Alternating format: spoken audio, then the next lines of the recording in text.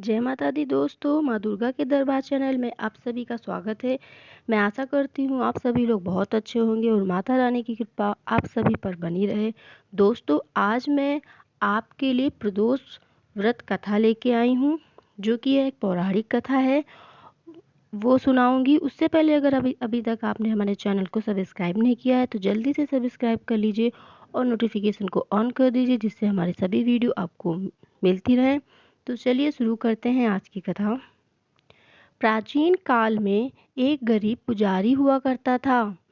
उस पुजारी की मृत्यु के बाद उसकी विधवा पत्नी अपने भरण पोषण के लिए पुत्र को साथ लेकर भीख मांगती हुई शाम तक घर वापस आती थी।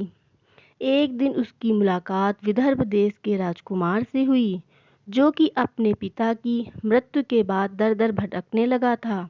उसकी यह हालत पुजारी की पत्नी से देखी नहीं गई। वह उस राजकुमार को अपने साथ अपने घर ले आई और पुत्र जैसा रखने लगी।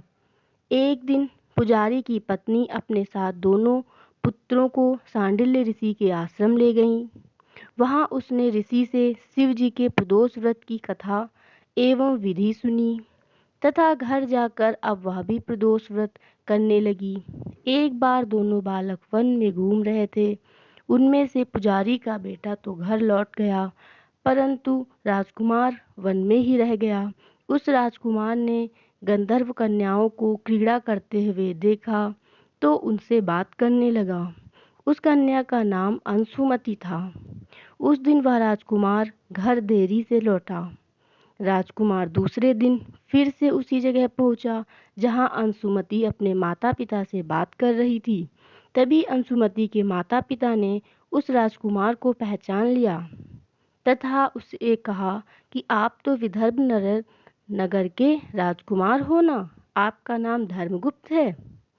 अंशुमति के माता पिता को वह राजकुमार पसंद आया और उन्होंने कहा कि शिव जी की कृपा से हम अपनी पुत्री का विवाह आपसे करना चाहते हैं।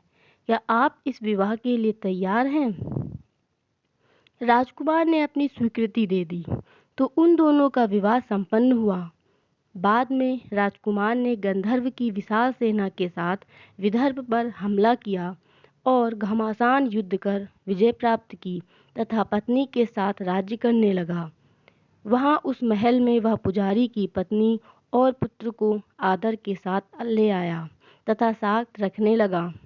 पुजारी की पत्नी व पुत्र के सभी दुख व दरिद्रता दूर हो गई और वे सुख से अपना जीवन व्यतीत करने लगे। एक दिन अंशुमति ने राजकुमार से इन सभी बातों के पीछे का कारण और रहस्य पूछा। तब राजकुमार ने अंशुमति को अपने जीवन की पूरी बात बताई और साथ ही प्रदोष व्रत का महत्व और व्रत से प्राप्त हो फल से भी अवगत कराया। उसी दिन से प्रदोष व्रत की प्रतिष्ठा व महत्व बढ़ गया तथा मान्यता अनुसार लोग यह व्रत करने लगे। कई जगहों पर अपनी श्रद्धा के अनुसार स्त्री पुरुष दोनों ही यह व्रत करते हैं। इस व्रत को करने से मनुष्य के सभी कष्ट और पाप नष्ट होते हैं एवं मनुष्य को अभीष्ट की प्राप्ति होती है। तो दोस्तों, आशा करती हूँ आपको यह कथा अच्छी लगी होगी।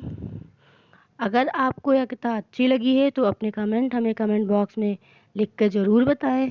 हम मिलते हैं अगले वीडियो में, तब तक के लिए जय माता दी।